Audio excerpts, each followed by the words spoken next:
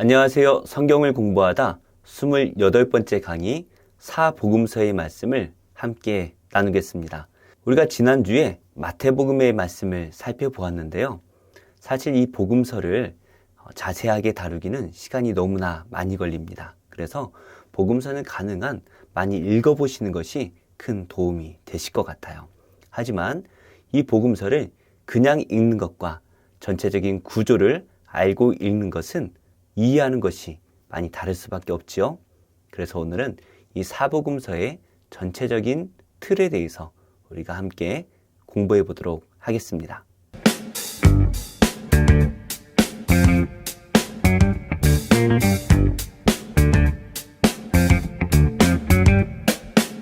우리가 지난주에 살펴보았듯이 신약 성경은 총 27권으로 이루어져 있습니다. 특별히 앞에 4권의 말씀은 복음서라고 말을 하고 있는데요. 특별히 이 4개의 복음서는 예수님에 관한 역사와 말씀을 다루고 있습니다. 그래서 이것을 우리는 사복음서다라고 말을 하는데요. 그 중에서도 마태복음, 마가복음, 누가복음 이 3개의 복음서는 그 내용이 매우 흡사합니다. 그래서 이것을 특별히 공관복음, 공통된 관점으로 기록된 복음이다라고 우리가 말을 합니다. 이것을 조금 더 구체적으로 살펴보면요. 먼저 사복음서, 마태복음, 마가복음, 누가복음, 요한복음이 있습니다. 이 사복음서, 복음이라는 글자 앞에 사람의 이름이 기록되어져 있죠. 이것은 바로 누가 전한 복음이다라는 그 저자의 이름을 넣어서 정해놓은 것입니다. 그러니까 특별히 마태, 마가, 누가복음은 공관복음이라고 우리가 호칭합니다. 왜냐하면 이 3개의 복음서를 기록한 시기가 매우 유사하고요. 그 내용이 매우 유사합니다. 마가복음에 나오는 그 내용의 90%가 마태복음에 기록되어져 있습니다. 그리고 이 3개의 복음서는 갈릴리 중심의 사역을 기록하고 있습니다. 물론 공관복음에도 예루살렘에서의 사역을 말씀하기도 하지요. 하지만 갈릴리 중심으로 많은 사역들을 기록하고 있고요. 요한복음은 예루살렘에서의 사역을 시작으로 해서 다른 복음서보다 훨씬 더 많은 분량을 예루살렘 사역에 할애하고 있습니다. 그래서 이 사복음서는 하나의 복음, 바로 한 예수님을 다루고 있습니다. 하지만 한 분의 예수님을 각자가 가진 여러 가지의 시선, 그것을 가지고 책을 기록하고 있는데요. 일반적으로 이 도표와 같이 생각을 합니다. 물론 이 도표대로 딱 맞지는 않는 것 같아요. 하지만 성경을 많이 연구한 학자들이 다른 복음서보다 이것을 조금 더 강조한다라는 정도로 우리가 이해를 하면 될 것 같습니다. 제목이 좀 잘못되었지만 그 내용을 간단하게 살펴보면요. 마태복음은 왕으로 오신 예수님을 강조하고 마가복음은 종으로 오신 예수님, 누가복음은 인자, 사람으로 오신 예수님, 요한복음은 하나님의 아들이신 예수님을 강조한다라고 분류를 합니다. 그래서 이 저자들이 누구에게 편지를 썼느냐를 보면 그 목적을 우리가 좀 쉽게 알 수가 있는데요. 마태복음은 유대인들을 위해 기록한 책입니다. 그래서 그들이 그토록 기다렸던 그 구약의 예언들, 바로 메시아가 오신다라는 그 예언이 성취되었다라는 것을 강조하죠. 그래서 마태복음을 읽어보면 구약의 말씀이 많이 인용되어 있고 그 말씀들이 성취되었다라는 말씀들이 많이 기록되어 있습니다. 특징으로는 마태복음은 5개의 큰 설교의 틀을 가지고 있습니다. 예수님의 5개의 설교를 가지고 마태복음을 구분하고 있고요. 마가복음은 로마 성도들을 위해서 기록된 책입니다. 성도들이 로마로부터 많은 고난을 받고 있을 때에 예수님의 고난을 강조함으로써 고난받고 있는 그 성도들을 위로하기 위해서 기록된 책입니다. 누가복음은 헬라인을 위해 기록된 책입니다. 누가복음은 정확한 독자의 이름이 기록되어 있는데요. 데오빌로 가카라는 사람에게 편지를 쓴 글입니다. 데오빌로를 통하여 헬라에 있는 모든 성도들을 위해 기록된 책이다라는 것을 우리가 이해할 수 있고요. 여기에는 예수님의 사람의 모습, 인간의 모습을 자세히 다루고 있습니다. 그래서 예수님의 어릴 적 일이나 이런 부분들이 매우 자세하게 기록되어져 있고요. 요한복음은 온 인류를 위해 기록된 책입니다. 특별히 요한이 죽기 전에 많은 고난을 받고 있는 이 성도들을 바라보면서 그 성도들을 위로하고 영생에 대한 소망을 주기 위해 기록된 책이고요. 특히나 이 요한의 마지막에는 영지주의라는 이단들이 성행했습니다. 그래서 예수님의 신성만 강조한다든지 인성을 깎아내리는 이러한 일들이 많았는데요. 요한은 예수님의 신성과 인성 모두를 강조함으로써 예수님이 이 땅에 오신 하나님의 아들이심을 강조하고 있습니다. 이렇게 우리가 사복음서가 어떻게 다른지 간략하게 살펴보았다면요. 이 사복음서의 전체적인 내용을 함께 살펴봤으면 좋겠습니다. 이것은 어느 한 복음서의 순서만 따른 것이 아니라요. 전체 복음서를 보고 이러한 순서가 아닐까라고 예상해서 그 순서를 다시 재정리한 것입니다. 먼저 예수님의 탄생에 대한 기록을 우리가 함께 살펴보면요. 예수님이 이 땅에 오시기 전에 구약의 예언이 성취된 것이다 라는 것을 강조하고 있습니다. 예수님이 어떻게 오셨습니까? 먼저 동정녀 탄생을 하셨습니다. 천사가 마리아와 요셉을 찾아가서 잉태할 것을 예언하였고 그대로 성취가 되지요. 이러한 예언대로 마리아가 임신을 하게 되고 요셉은 그 임신한 마리아를 데리고 호적을 하기 위해 베들레헴으로 갑니다. 그리고 그곳에서 방을 구할 수가 없어서 마구간에서 예수님이 탄생하시게 되지요. 예수님이 태어나실 때에 동방박사들과 목자들이 찾아와서 예수님 앞에 엎드려 경배를 합니다.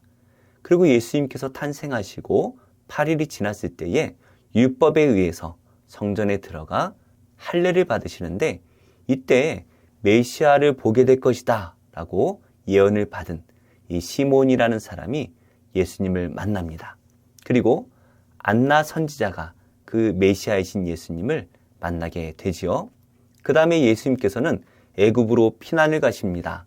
헤롯 왕이 자신이 왕인데 유대인의 왕이 났다라는 소식을 듣고 2살 이하의 영아들을 모두 학살하지요. 그래서 예수님께서 애굽으로 피난 가신 후에 헤롯 왕이 죽었다라는 소식을 천사에게 전해 듣고 요셉이 나사렛으로 돌아갑니다. 예수님의 어릴 적의 생애에 대해서는 성경에 많은 기록이 없습니다. 한 가지 기록이 있다면 예수님께서 성인식을 하시는 12살이 되셨을 때에 명절을 마치고 갈릴리로 돌아가는 길에 그 부모가 예수님이 없어진 것을 알고 예수님을 찾아 떠나는 그러한 기록이 적혀져 있죠. 이제 예수님께서는 본격적으로 사역을 하시기 위해 준비를 하시는데요. 먼저 세례를 받으셨습니다. 예수님께서 세례 요한을 찾아가셔서 세례를 받으실 때에 하늘에서 성령이 비둘기와 같은 모습으로 내려오고 하나님의 음성이 들렸죠. 이는 내 사랑하는 아들이라는 음성이 들립니다. 세례를 받으시고 예수님은 광야에 시험을 받으시는데요. 성령에 이끌리셔서 40일 동안 금식을 하시고 사탄에게 시험을 받으십니다.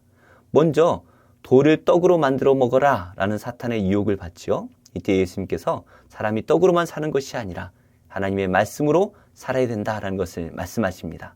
두 번째로 성전 꼭대기로 예수님을 모시고 올라가서 떨어져 보라 시험을 합니다. 하나님을 시험하지 말라는 예수님의 말씀이 있었죠. 마지막으로 천하 만국의 영광을 보여주며 나에게 절을 하면 이것들을 주겠다라고 말을 합니다. 그러자 예수님께서는 주 너희 하나님께만 경배하고 다만 그를 섬기라는 말씀으로 사탄을 물리치십니다. 이어서 예수님께서는 첫 5 제자를 부르시는데요. 먼저 세례 요한의 2 제자 안드레와 요한을 부르십니다. 그리고 안드레는 돌아가서 자신의 형제인 베드로를 예수님께로 데리고 와서 예수님의 제자가 되지요. 그리고 예수님께서는 빌립과 나다나엘 12 제자 이름의 목록에는 바돌로메라고 기록되어 있는 이 나다나엘을 예수님께서 부르시고 제자로 삼으십니다. 아직 예수님께서 사역을 본격적으로 시작하지 않으셨을 때에 가나 혼인잔치에 기적을 베풀어 주시죠. 이때 물이 포도주로 바뀌는 역사가 일어나는데 이것은 예수님께서 행하셨던 첫 번째 이적입니다. 물론 그 이전에 어떠한 이적을 일으키셨는지 우리는 알 수는 없지만 성경에 기록된 첫 번째 이적이죠. 이어서 예수님께서 공생애를 본격적으로 시작을 하십니다. 예수님께서는 먼저 첫 유월절을 지키시는데요. 예루살렘으로 가십니다. 그곳에서 성전을 청결하게 하시죠. 성전 청결이 성경에 2번 나옵니다. 그래서 이것이 똑같은 사건을 2번 기록했다라고 주장하는 학자도 있고 실제로 2번 일어났던 일이다라고 주장하기도 하는데요. 요한복음에 이 2가지 사건이 다 기록되어 있기 때문에 예수님의 초기 사역 그리고 마지막 사역으로 우리가 이해할 수가 있을 것 같아요. 예수님께서는 이 첫 유월절에 예루살렘에 가셔서 많은 표적을 보이심으로 본인이 메시아다라는 것을 알려주십니다. 그리고 예수님께서는 니고데모를 만나시는데요. 니고데모와의 그 대화를 통하여서 거듭나야 한다라는 교훈을 우리에게 주시고요. 예수님께서는 다시 갈릴리로 돌아가십니다.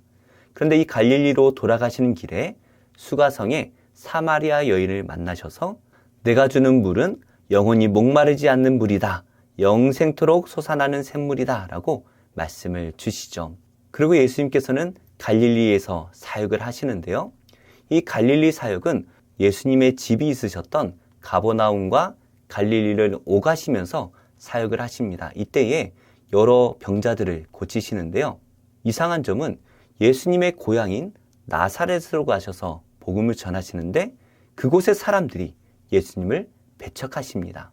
그리고 예수님께서는 안식일 교훈을 주시는데요. 제자들이 안식일에 밀 이삭을 먹는 것, 그리고 회당에서 안식일에 손 마른 자를 고쳐주는 것을 통해서 바리새인들과 논쟁이 일어납니다. 이때 바리새인들은 예수님을 죽일 계획을 세우게 되지요. 이어서 예수님께서는 2년차 사역을 시작을 하시는데 이때도 갈릴리 중심의 사역을 하십니다. 2년차의 시작도 6월절로 시작을 하는데요. 예수님께서 베데스다 연못에 가셔서 안식일에 걷지 못하는 사람을 고쳐주십니다. 이것 때문에 안식일 논쟁이 일어나고 예수님께서는 내 아버지께서도 일하시니 나도 일한다 라는 말씀을 하시죠. 그리고 예수님께서는 갈릴리, 특별히 가버나움으로 오셔서 산상수훈의 말씀을 주십니다. 그리고 병자들을 고치시고 12제자들을 파송하십니다. 이 12제자들이 파송되어서 그들이 가는 곳마다 많은 기적들이 일어나죠. 이 소식이 헤롯 왕에게 들렸고 헤롯이 예수님을 두려워하기 시작을 합니다. 그리고 세례 요한이 죽음을 당하게 되죠. 헤로디아의 딸 살로메가 춤을 추었고 그것을 즐거워하던 헤롯 왕이 무엇을 줄까 물어보았을 때에 세례 요한의 목을 요구합니다. 그래서 세례 요한이 죽게 되지요. 마지막 예수님의 공생의 3년차 때에는 예수님께서 갈릴리에서 예루살렘을 향하여 나아가십니다. 먼저 예수님께서는 오병이어의 기적을 행하시죠. 이 놀라운 기적을 경험하고 그곳에 있던 5,000명의 사람들이 예수님을 자신들의 왕으로 세우려고 합니다. 이들이 원했던 왕은 이 세상에 축복을 줄 정치적인 왕으로 세우려고 했습니다. 그러자 예수님께서는 이 세상의 것이 아니라 생명의 떡에 대해서 설명을 주시죠. 그리고 바다 위를 걸으시는 기적을 보여주시고요. 예수님께서는 이방 지역들을 돌아다니며 그들에게 복음을 전하십니다. 그리고 또다시 질병이어를 가지고 4,000명을 먹이신 기적을 보여주십니다. 이 기적들을 통하여 예수님께서는 내가 메시아다라는 사실, 하나님의 아들이다라는 사실을 분명하게 말씀하십니다. 그러자 베드로의 신앙 고백이 기록되어 있습니다. 주는 그리스도시요 살아계신 하나님의 아들이시니이다. 이후에 예수님께서는 본격적으로 자신의 죽음과 부활에 대해서 말씀을 하기 시작을 하시고요. 예수님께서 기도하러 산에 올라가셨을 때에 예수님께서 변화되시는 역사를 베드로와 야고보와 요한이 직접 보게 됩니다. 그런데 이들은 예수님의 그 놀라운 변화산 사건을 경험하고 내려오는 도중에 누가 더 큰 자인가 서로 논쟁하게 되죠. 이어서 예수님께서 돌아가시기 6개월 전부터 3개월 뒤까지를 살펴보면요. 예수님께서 십자가를 지시기 위해 예루살렘을 향하십니다. 이때 예수님께서는 사마리아 땅에 지나가시는데요. 이상하게도 이번에는 이 사마리아 사람들이 예수님을 거부합니다. 그러자 사도 요한이 예수님께 하늘에서 불을 내리자고 화를 내죠. 그리고 예수님께서 예루살렘에 도착하셨을 때에 사람들이 간음한 여인을 예수님께로 데리고 옵니다. 그러자 예수님께서는 죄 없는 자가 먼저 돌로 치라는 말씀을 주시죠. 그리고 예수님께서는 날 때부터 소경인 자를 고쳐주시는데 이것은 바로 영적 소경인 유대인들을 대조하기 위해 기적을 행하셨습니다.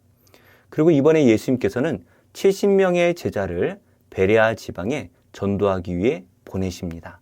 그리고 예수님께서 마르다와 마리아를 만나셨고 열매 맺지 않는 무화과 나무의 비유를 말씀하신 후에 제자들의 요구대로 주기도문을 그들에게 주십니다.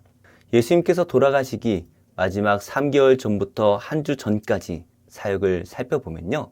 예수님께서 먼저 천국 비유를 말씀해 주십니다. 3가지 비유를 말씀하시죠. 잃은 양의 비유와 잃은 드라크마의 비유, 그리고 탕자의 비유를 통해서 하나님께서는 잃어버린 자를 찾으신다라는 것을 말씀하십니다. 그리고 예수님께서는 천국이 누구의 것인가 라는 것을 말씀하시면서 아이들과 같아야 된다라는 것을 말씀하십니다. 그리고 예수님께서 소경 바디메오를 고쳐주시고 죽은 나사로를 살려주십니다. 그리고 삭개오를 만나시는 사건이 기록되어 있습니다. 마지막 한 주간을 우리가 살펴보면요. 일요일에 예수님께서는 나귀를 타고 예루살렘으로 입성을 하십니다. 그래서 본격적으로 마지막 한 주간 사역을 시작을 하시는데요. 월요일에는 성전을 청결하게 하십니다. 아까 말씀드린 대로 예수님의 사역 초기에도 성전 청결이 있었죠. 그리고 무화과 나무가 열매 맺지 못하는 것을 보고 마르게 하시고 또 가룟 유다가 배반하기로 작정한 것이 바로 이 월요일입니다. 그리고 예수님께서 성전이 멸망할 것을 예언하시고요. 화요일에는 대제사장과 장로들과 예수님께서 논쟁을 벌이십니다. 이때 예루살렘 멸망과 재림을 예언하시고요. 베다니에서 마리아가 예수님께 향유를 붓는 일이 있습니다. 수요일에 대해서는 성경이 어떠한 말씀도 하지 않으시고요. 목요일에는 유월절을 위한 최후의 만찬, 세족식, 베드로가 부인하는 것을 예수님께서 예언하십니다. 그리고 예수님께서 겟세마네에서 기도하시고 내려오실 때에 붙잡히시죠. 그리고 금요일에는 대제사장 관저에서 예수님께서 신문을 받으십니다. 이때에 베드로가 예수님을 3번 부인하죠. 그리고 날이 밝자마자 공회를 열어서 예수님을 사형에 처할 것을 결정하고요. 빌라도에게 보내서 빌라도 총독이 예수님을 신문합니다.